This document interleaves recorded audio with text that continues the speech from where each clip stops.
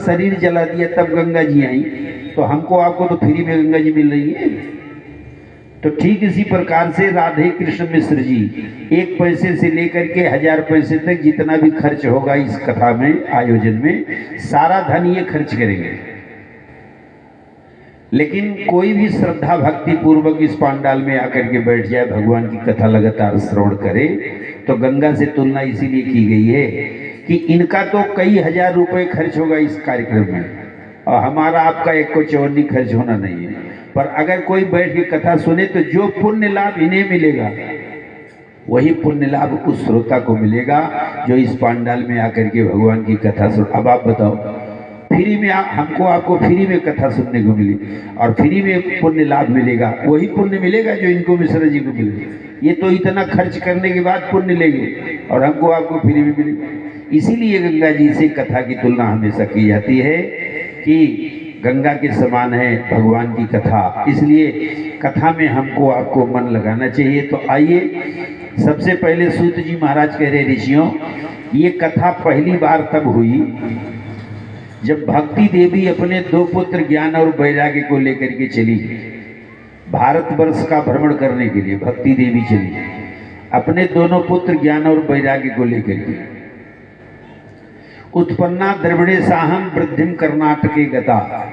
द्रविड़ देश में भक्ति देवी उत्पन्न हुई और कर्नाटक में जाकर के कुछ वृद्ध हुई। क्वचित क्वचित महाराष्ट्र, कहीं कहीं महाराष्ट्र में भी भक्ति दिखाई पड़ी। गुर्जरे जीर्णताम गता। गुजरात में जाकर के भक्ति देवी वृद्ध हो गई। क्यों? क्योंकि गुजरात में धनाढ्य लोग ज्यादा हैं। गुजरात में जीर्ण क्यों हो गई भक्ति देवी? बुढ़ी हो गई भक्ति देवी गुजरात में। वो कह रही है गुर्जरे जीर्णताम गता, गुजरात में पहुंच के मैं बुढ़ी जर्जर हो गई। क्यों? क्योंकि वहाँ पैसे वाले लोग ज्यादा हैं, और ज्यादा पैसे वाले जहाँ होते हैं वो भक्ति की कीमत कम करते हैं। जहाँ पैसा ज्यादा आ जाए, वैसे भगवान की कृपा हो तो ऐसी बात नहीं है, पैसे वाले भी भगवान की भक्ति करते हैं, ऐसी बात नहीं है। लेकिन वो जब भगवान की कृपा होगी तभी कर पाएगा, नहीं तो पैसे में इतना अवगुण होता है, वो सबसे पहले बुद्धि पर ही तो अटैक करता है। भक्ति देवी कह रही हैं वृद्धिम कर्नाटके गता, कर्नाटक में वृद्ध हुई। गुर्जरे जीर्णताम गता, गुजरात में जाकर के मैं जीर्ण हो गई। लेकिन वृंदावनम संयोगे पुनस्तम तरुणी हो, वृंदावन के संयोग से मैं पुनः युवा हो गई, जवान हो गई भक्ति देवी। लेकिन वहाँ एक घटना दूसरी घट गई। क्या? भक्ति देवी तो जवान हो गई, लेकिन भक्ति देवी के जो दोनों पुत्र हैं ज्ञान और वैराग्य, दोनों बूढ़े हो गए, निस्तेज हो गए, जर्जर हो गए। ज्ञान और वैराग्य निस्तेज हो गए, बूढ़े हो गए, जर्जर हो गए। अपने पुत्रों को देख करके भक्ति देवी को बड़ा कष्ट हुआ, हमारे पुत्र हैं और ये बूढ़े हो गए हैं, निस्तेज हो गए हैं, जर्जर हो गए, अचेत हो गए।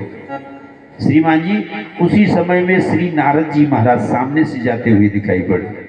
और हमारे यहाँ मान्यता है कि भगवान की कृपा से कुछ चीजें मिलती है। जैसे हनुमान जी जब नारद जी दिखाई पड़े भक्ति देवी को, तो भक्ति देवी ने भो भो साधु क्षणम तिष्ठ माम चिंतावलोक, हे महात्मा जी एक क्षण के लिए आप खड़े हो जाइए। नारद जी खड़े हो गए। और एक मान्यता और है कि बिनु हरि कृपा मिले नहीं संता, बिनु हरि कृपा मिले नहीं संता। अब मोहि भरोसा हनुमंता, अब मोहि भरोसा बिनु हरि कृपा मिले नहीं संता, बिनु हरि कृपा मिले नहीं संता, बिनु हरि कृपा मिले नहीं संता, बिनु हरि कृपा मिले नहीं संता। देव ऋषि नारद जी दिखाई पड़े। भक्ति देवी कह रही भो भो साधु क्षणम तिष्ठ माम चिंतावलोक, हे महात्मा जी एक क्षण के लिए आप खड़े हो जाइए। नारद जी खड़े हो गए।